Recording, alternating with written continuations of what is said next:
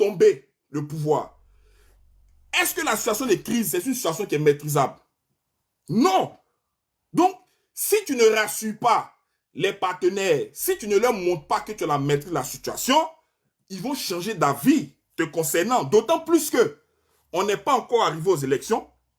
À partir du 25, là, tu n'es quasiment plus le président. C'est vrai que tu vas gérer les affaires courantes, mais tu n'es plus le président véritablement de la Côte d'Ivoire. C'est ça aussi qu'il ne faut pas oublier.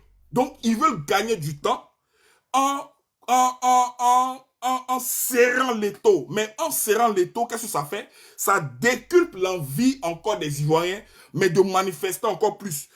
Ce qui s'est passé aujourd'hui, je vous le dis, vous allez le retenir, c'est la date la plus importante de toute l'histoire de la Côte d'Ivoire. À partir d'aujourd'hui, tous les événements qui vont suivre, c'est une victoire pour nous. C'est fini. Il n'y a, plus de retour possible. C'est fini. C'est pour ça, si vous avez suivi, le président Laurent Gbagbo a fait un communiqué qui a été lu par Maître Abiba. Il faut suivre. C'est vrai, nous, c'est normal, hein, parce que tout le monde n'est pas politiquement impliqué. Les analyses sont assez difficiles à comprendre et tout ça. Le président Laurent Gbagbo a fait lire un communiqué par Maître Abiba. Dans le communiqué, il a dit la chose suivante. Il tend la main une dernière fois de Gbagbo à Alassane Ouattara. Qui doit tendre la main? Merci Babson. Il dit il est encore temps pour la paix. Donc c'est un ultime, c'était le dernier appel avant ce dans quoi on est rentré. Vous allez voir, vous allez me dire. C'était l'ultime appel à Ouattara pour dire il est encore temps. Parce que quand l'autre phase va s'enclencher, tu ne pourras plus revenir en arrière. En fait, ça va déclencher le compte à rebours de ton éjection et de ton éviction. Et c'est pas si vous comprenez. C'est ça en fait. La touche qu'il faut bloquer 0805. Il s'appelle Soumaoui Lamine. Il faut le bloquer. Vous voyez, non? Parce qu'il sait très bien, ce qui va se passer. Il sait très bien. Il a les données. Quand Laurent Gbagbo dit du pouvoir de Ouattara qu'il est provisoire, pourquoi il le dit? Les gens n'ont pas compris. Quand il dit que le pouvoir de Alassane Ouattara est provisoire, pourquoi en fait, c'est un pouvoir d'essai. Quand il dit que tu es allé en France pour venir dire que tu es candidat là, c'est parce qu'on t'en a donné l'ordre, l'autorisation. Mais c'est de façon provisoire, c'est un essai. On te dit, bon, vas-y, mais on va voir. C'est pour ça qu'il dit du pouvoir de Ouattara qu'il est provisoire, parce que ce n'est pas une volonté avérée de ses maîtres de le garder. Ce n'était pas à lui qu'il pensait réellement. Je ne sais pas si vous comprenez. Voilà, donc, je ne vais pas aller beaucoup plus loin que ça. Moi, je vous l'ai dit, c'est pour ça que je ne me suis pas empressé de parler tôt dans la journée et tout ça. J'ai vu des gens qui parlaient un peu, j'ai regardé tout et tout. Je me suis dit, bon, je vais attendre un peu tout et tout. Ce qu'il faut retenir par contre, c'est que ce climat de tension-là,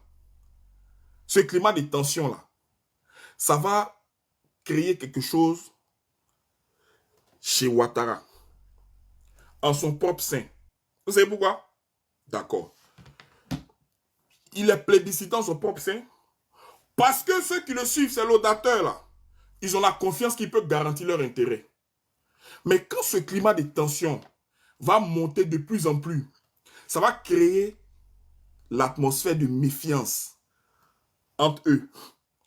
Ils vont commencer à douter du fait que, est-ce que Ouattara même, est-ce qu'il pourra garantir nos acquis? Parce que tel que les choses sont en train de se passer, la répression là, c'est pas bon. Et puis, qu'est-ce que ça crée? Ça fait planer un doute sérieux. Sur quoi? Sur la tenue des élections. C'est clair. Tu ne peux pas faire campagne pendant qu'il y a des remous sociaux. Tu ne peux pas prévoir qu'il y ait une élection stable pendant qu'il y a une révolution, mais claire, dans pratiquement les villes du pays. À quel moment tu gères un climat apaisé pour que... Donc, tout ça là, ça va créer même en leur sein des frictions. Ce que je veux dire, le peuple ivoirien, debout à parler. Et comme Laurent Gbagbo l'avait prédit, le 4e mandat n'aura bel et bien pas lieu. Vous allez voir les jours qui suivent. La seule chose que moi je vais vous demander, c'est la suivante. Priez demandez à Dieu de vous donner longue vie pour que vous puissiez apprécier, savourer les moments de la chute de Ouattara. Priez pour que vous ayez la vie et le souffle de vie et la santé pour pouvoir bénéficier de ça. Parce que bientôt, on va se retrouver. Bientôt, on va se faire des accolades. Bientôt, les fils de la Côte d'Ivoire vont pleurer, mais de joie. Plus des larmes de douleur, non. Il y a un autre point, et je veux vous le dire, c'est que la liberté, là, a un goût de sang, de larmes et de sueur. Nous remplissons ces trois conditions. Des larmes sont versées, il y a eu beaucoup de sueur et il y a eu du sang. Donc cette liberté nous est déjà acquise. Ne vous inquiétez même pas. La révolution, les sorties, cette mobilisation ne faiblira pas du tout. Elle est partie même pour atteindre un point culminant où eux-mêmes n'auront plus la maîtrise. Il y a tellement d'enjeux dans ce qui se passe. Il y a tellement d'enjeux. C'est pour cela que moi je disais et j'appelais toujours aux frères qui communiquaient, il faut appeler à ce que la peur tombe des yeux des Ivoiriens. Quand Ouattara est venu là, qu'est-ce qu'il a fait? Quelles sont les premières actions qu'il a posées? Est-ce que c'était des actions de paix? Est-ce que c'est des actes de réconciliation? Non. Quand il est venu, les premières actions qu'il a posées, c'est d'arrêter des gens, les envoyer devant la justice, et c'est d'emprisonner d'autres Ivoiriens. C'était un message qu'il envoyait. Il n'entendait pas gouverner avec une certaine douceur. Il n'entendait pas créer des conditions d'une réconciliation. Il entendait activer ou gérer la Côte d'Ivoire avec la peur. Vous savez que c'est un grand adepte de Machiavel. Hein? Tout ce qu'il fait, c'est du Machiavel. Voilà. C'est du Machiavel pur et simple. Voilà. Voilà. Il faut régner par un climat de terreur. Et Ouattara ne nous a jamais donné la carotte. Ne pensez pas. Machiavel même dit même faut donner un peu de carottes. Non. Mais lui, Machiavel dit qu'il faut un peuple qui te craint qu'un peuple qui t'aime. Et c'est pas vous comprenez. Mais pour s'aimer la crainte dans le cœur d'un peuple, il faut faire la gouvernance par la peur. C'est la peur qui gêne la crainte. Donc c'est la peur là qu'il a mis. Il a été quoi? Sans miséricorde. Est-ce que vous avez vu Ouattara? On est venu demander pardon à Ouattara pour une situation et puis il a accepté.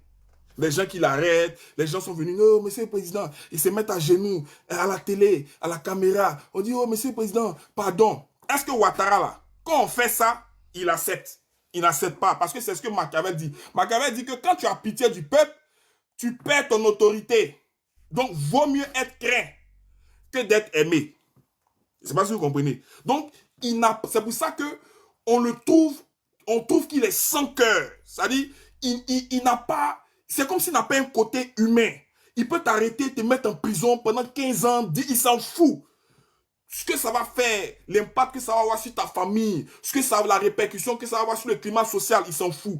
Et il faut toujours créer un climat de division. Il faut toujours s'adosser sur un camp au détriment d'un autre. Parce que si le peuple est uni, réconcilié, s'entend, il serait très difficile à un moment donné même de laisser passer tes façons de faire, c'est-à-dire ta mauvaise gouvernance. Donc, il faut créer ce climat de division-là. Est-ce que quand vous êtes en Côte d'Ivoire, vous avez la sensation qu'il y a la réconciliation? Il a fait de faire la réconciliation. Il a mis Conarive, il a mis CDVR, il a créé le ministère de réconciliation. Mais est-ce que dans les actes, cette réconciliation a été actée? Non. C'est du Machiavel pur. Il ne faut pas que le peuple s'entende. Il ne faut surtout pas qu'il y ait une forme d'union. Donc, c'est dans ça qu'il est en ce moment. Et le conseil qu'il a en ce moment, ce qu'il entend faire, puisqu'il doit donner des gages de garantie, il doit rassurer ceux qui sont là, c'est de faire quoi? Il va penser que c'est en muselant, mais définitivement, l'opposition, que il va avoir gain de cause de cette révolution qui a commencé là. Mais nous, on n'entend plus. Est-ce que, c'est ce que je disais, est-ce que les marches qu'il y a eu lieu à l'intérieur du pays là, quand vous avez lu la note du Front commun là, on a demandé aux gens de l'intérieur de sortir pour marcher? Non. En fait, ce n'est plus une question de parti politique. Ce n'est plus une question de régler les choses par la voie politique. C'est fini. On a dépassé ce stade-là. On a dépassé. C'est pour ça qu'on a pris le temps de faire des revendications, mais de façon démocratique. Vous voyez, non? Quand l'opposition le faisait, à quoi eux, ils pensaient? Ils pensaient que l'opposition est faible. Ils se sont... En fait, le rapport de force pour Ouattara est très important. À chaque fois qu'il s'est immiscé, lui-même, il s'est intéressé à une affaire, c'est quand il y a eu la force. Je rappelle l'événement des 8400. Il est descendu dans l'arène parce qu'il a peur du rapport de force. Donc quand l'opposition vient dire, viens discuter, pourquoi il n'écoute pas? Parce que pour lui, l'opposition ne peut rien créer. Vous voyez?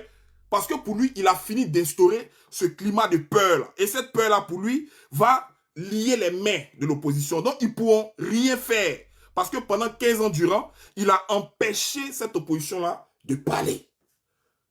À chaque fois qu'il dit, si quelqu'un sort, il le frappe. Nous tous là, on s'était. On dit, ils nous ont bassé. Ils nous ont bassé au bien. N'est-ce pas? Donc, cette confiance-là, il a su ou il s'est dit qu'il a atteint son objectif. C'est pour ça qu'il a dit aux Blancs, ne vous inquiétez pas, les Ivoiriens ne pourront rien. Les Ivoiriens que vous avez connus en 2000, qui sont sortis braver Robert Gueye, les Ivoiriens que vous avez connus en novembre 2004, les Ivoiriens que vous avez connus le 2 octobre, qui ont pris, comment on appelle ça, les rues d'Abidjan, à la place de la République et tout ça, j'ai tué ces Ivoiriens-là dans l'œuf. Je leur ai inculqué le venin de la peur. J'ai été sans pitié. J'ai maintenu leur leader à l'extérieur. J'ai fermé les comptes de leurs leaders. Ils sont morts de maladie sans pouvoir se soigner. J'ai déshumanisé. Donc, ils ont peur que je ne puisse les manger. Donc, ils vont rester bouche bée. Ils ne pourront rien faire. L'acte qu'on a commis, que nous avons posé aujourd'hui, là, est venu briser, faire voler en éclats tout ça. C'est fini. Au risque de me répéter. C'est fini. Donc, il me fallait vraiment parler à mes frères ivoiriens.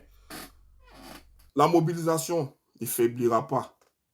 Au contraire, ils vont faire ce qu'ils ont à faire. Sachez-le. Mais c'est fini. C'est fini. Toi, tu es sûr que tu as tapé 231 personnes, tu as les jeter en prison. Et puis, tu es là, tu fais campagne, hein, vous dansez, on envoie Lucien Pado, et puis, et il danse avec la diarrhée dans le ventre. Il danse avec l'oreille tendue sur ce qui se passe. Chaque 2 secondes, il doit savoir, il n'y a plus de stabilité. Il n'y a plus de climat d'apaisement. C'est fini. Est-ce que vous voyez le leader parle? Le leader ne parle pas. Parce que le leader, là, lui, il sait la faute qu'il attend, là, c'est ça il attend.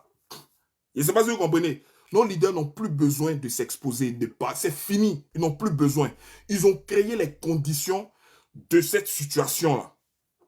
Vous comprenez? Quand vous voyez, moi, la politique, ça s'est fait avec intelligence. Hein. Quand Ouattara est venu, il n'y avait plus même la capacité même de créer des mouvements de rassemblement. Qui se rassemblait? Personne. 2015-2016, tu essaies. On a vu comment les Mamadou Koulibaly, avec paix à son âme, Aboudama Sangare, vous avez vu comment ils ont été matés, jetés en prison et tout ça. Donc, cette capacité que les Ivoiriens avaient de se remobiliser, de se mettre en sanaise, il avait pratiquement tué ça. Vous comprenez? Quand Laurent Gbagbo revient là, il fait la chose la plus importante, c'est de remobiliser les Ivoiriens. Et ça passe par quoi? Par les séances de meeting. Ça passe par les séances de comment on appelle ça, de l'école du parti. On crée des meetings un peu partout. C'est quand Laurent Gbagbo vient. Dieu merci, le PDC nous emboîte dedans. On a vu le PDC y aller à Soubré. Les Ivoiriens ont commencé à voir. Eux, ils n'ont pas vu ça venir. Quand en fait, j'ai expliqué le coco là, c'est pourquoi. Le coco c'est pas pour que Laurent Gbagbo vienne parler. Non. Il faut redonner le goût de la mobilisation. Il faut ramener cette flamme de, c'est-à-dire briser dans l'Ivoirien la peur de se rassembler parce que ça avait disparu. Donc, quand le président fait ça, le but visé, là, c'est les résultats que vous voyez là. S'il était simplement venu, bon, on parle un peu, on s'est réunis là, on fait 2-3 réunions, jamais vous n'alliez voir même la marche du 9 là se tenir. Mais on a commencé à faire ça petit à petit. 2021, 2022, un peu. Quand Gbagbo vient, il va ici, il envoie les gars, bon, les Picasso, allez là-bas, allez dans telle région. Eux, ils regardent, ça les amuse. Vous voyez? Ça les amuse. Ils se disent, oh, ils sont venus encore faire la politique. Mais non, nous, on sait que toi, tu n'es pas un démocrate. On sait que toi, c'est le rapport des forces là qui va te faire faiblir. Nous, on sait que tu ne crois pas en la politique. Or, ce qui peut venir à bout de ton pouvoir là, nous, on ne va pas utiliser les armes. Nous, on va utiliser en griffe, quand je dis utiliser, on va remettre les Ivoiriens au goût du jour. On va faire tomber la peur dans le cœur des Ivoiriens. On va les remobiliser. On va redynamiser la flamme militante qu'ils avaient là. On va faire ça. Et toi, tu vas penser qu'on est en train de s'endormir. Donc, on a commencé à faire ça un peu. PDC a commencé à faire à Soubré, un peu à Daloa. Laurent Gbagbo, il fait un peu. Il se lève, il va dans les villes. Les gens se lèvent, on fait. Et puis, on fait quoi. Pourquoi ça s'est fait seulement dans Abidjan? Posez-vous la question, on peut pas... Ça s'est fait, je crois... Non, ça n'est pas fait à Agboville. Agboville, c'était... Daoko, c'était... Agboville, c'était l'appel de Dabou. Non, ça, c'était...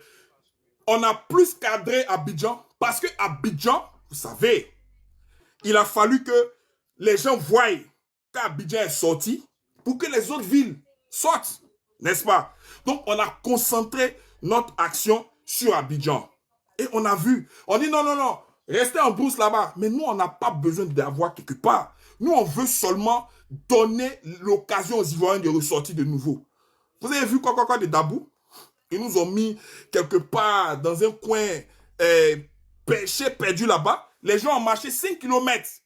Tout ça là, c'était un peu. C'était pour en venir à quoi? À ça. Maintenant, ils sont devant les faits accomplis. On les voit venir, ils sont prévisibles. Qu'est-ce qu'ils vont faire? Ils vont s'appuyer sur l'armée. Or, l'armée, c'est la partie que je ne vais pas trop développer. L'armée, vive le général, abat le général. L'armée n'a jamais sauvé dictateur, jamais de la vie. Jamais. Et nous là, le point clé, c'était non seulement de les emmener à créer un climat qui allait être propice au soulèvement, mais deux, c'était de pouvoir les emmener à croire que l'armée va les sauver. L'armée n'a pas sauvé Robert Gueye, ce n'est pas vous que l'armée va sauver. Les jours qui viennent seront des jours très importants. Je pense que j'en ai assez dit quand même, mais je voulais rassurer tout le monde. J'ai fait à dessein le live à cette heure-là pour laisser parler un peu tout le monde. Voilà quoi, pour laisser les choses se faire. Parce que les gens étaient un peu timorés, un peu inquiets et tout ça. Il n'y a pas à être inquiet. Soyez fiers des Ivoiriens. Vous avez fait un travail énorme, colossal. Sortez. Tous ceux qui sont en prison là, ils vont sortir bientôt dans quelques jours. Voilà, soyez sereins pour ça. Ils vont sortir dans quelques jours. C'est déjà acté. Ok? Il ne faut pas que la manifestation, il ne faut pas que la mobilisation faiblisse. Et elle est partie pour ne pas faiblir. Elle est partie même pour atteindre des sommets même de contestation même. C'est-à-dire à une échelle même, hein, parce que les gens vont créer, ils vont faire ce qu'on attend d'eux. Vous comprenez? Ils ne sont pas intelligents. Voilà, ils sont en train de faire campagne, mais leur cœur n'y est pas. Vous savez très bien. Voilà, leur cœur n'y est pas. Ce n'était pas l'image. La date du 11 a été une date stratégique. Vous voyez, on est très malin. Si on avait mis la date de la marche au 11, ils auraient dit non. À cause de la marche et tout ça, et quelque part, tu es un peu coincé. Tu allais être obligé à un moment de faire un report. Mais on a mis la marche le 4. Et ce qu'on attendait d'eux, ils l'ont fait. Non, on ne veut pas que la marche... Donc, ok, nous, on va reporter la marche au 11. On prend acte de ce que vous avez dit. Parce que c'est ça, en fait, l'intelligence. Hein. On prend acte de la décision que vous avez prise, mais on va juste reporter. Pourquoi on ne prend pas la date du 18, par exemple? C'est fini. C'est fini. En tout cas, j'espère que vous avez pris soin de comprendre mon analyse. Je ne sais pas si vous avez compris, mais pour ceux qui m'ont suivi, je vais vous rassurer, on tient le bon bout, c'est fini. L'horloge du déclin de Ouattara, là, ça a été enclenché aujourd'hui. Voilà, ils ne nous ont pas vu venir. Ils nous ont pas vu venir. Voilà, pendant qu'on leur montrait la lune, ils regardaient le doigt. Donc, on a fait un acte d'anthologie. On a acté le début de la révolution. C'est fini. C'est fini. C'est enclenché. C'est fini. Donc, soyez sereins. Soyez très zen. Maintenons la pression d'une façon ou d'une autre. De toutes les façons, la mobilisation va s'étendre. Voilà. Les autres villes qui ne sont pas encore entrées en scène vont entrer en scène. Ne vous inquiétez pas. Voilà, ça va prendre. Ça, c'est clair. Ça ne va même pas, ça va même pas tarder. Donc là où nous ne verrons pas venir, c'est là-bas que nous serons. Donc, vive la Côte d'Ivoire. Soyez forts. Croyez. Croyez. On a patienté 15 ans. C'est pas quelques jours là qui... Non, c'est fini. Voilà. C'est pas quelques jours là que on va faiblir et tout ça. Donc, merci. C'était un live super rapide. Il fallait que je puisse vous entretenir comme ça là-dessus. Là. Soyez aussi confiants comme je le suis. Voilà, parce que les dés sont faits. Tout est déjà fait. Et puis, on est ensemble. On est ensemble. Merci d'avoir suivi. Je pense que par rapport à la situation sur le terrain, on avisera pour faire les lives en fonction. Voilà. Et puis, comme je vous l'ai dit, nous, on fait des analyses qui sont très réalistes, qui se collent à la réalité, qui sont très objectifs. OK? Donc, ne soyez même pas inquiets. C'est fini. Le début de la révolution a été acté. Ils auraient voulu qu'il n'y ait pas ça du tout. OK? Et c'est pour ça que dès 6 heures du matin, ils ont cadré, bouclé pratiquement tout Abidjan. Ils n'ont pas vu venir l'intérieur du pays. C'est fini. Ils ne pensaient même pas que les gens allaient mettre le nez dehors parce qu'il fallait mettre dehors un arsenal dissuasif. Et ça se fait, vous comprenez? Voilà. Mais les Ivoiriens, en sortant, ils ont envoyé un message, pas à Ouattara, au système, pour dire au système, la situation d'instabilité, là, elle est créée. Ce que vous redoutez tant, ce qui a fait que vous avez gardé Ouattara là, ce que vous aviez toujours voulu éviter là, elle est actée, elle est créée. Donc c'est fini, il n'y aura plus de point de retour. Vous allez voir dans les jours qui suivent ce qui va se passer. Merci beaucoup, merci d'avoir pris beaucoup de plaisir à me suivre. Comme je le disais, en fonction de l'évolution des événements, je voulais faire un live parce que j'ai eu tellement d'informations, les vidéos et tout ça. Je voulais projeter pour vous montrer un peu ce qui s'est passé, tout ça. Mais ça, on va pouvoir y venir. Mais il était important que au moins je puisse vous expliquer les enjeux de ce qui est en train de se passer. Il était important qu'on puisse dire un peu où on va, ce qui se passe, tout et tout, pour ne pas que les gens soient apeurés. Voilà, il n'y a pas besoin d'être apeuré. On a gagné. On a gagné. Mais maintenant quand même, maintenant quand même la pression. Il ne faut pas que cette pression affaiblisse. Et puis on est ensemble. Mais si je vais... Mathieu, désolé. J'ai un rendez-vous hyper important. Si je ne faisais pas le live, je n'allais pas pouvoir le faire aujourd'hui. Donc, je vais même pas durer. Je suis même en retard déjà. Donc, c'est pour ça que j'ai préféré faire le live. Peut-être au milieu de la nuit, je vais peut-être ouvrir le live. Il sera peut-être matin chez vous, 6 heures. On pourra se parler. Donc, merci beaucoup. Merci de m'avoir suivi.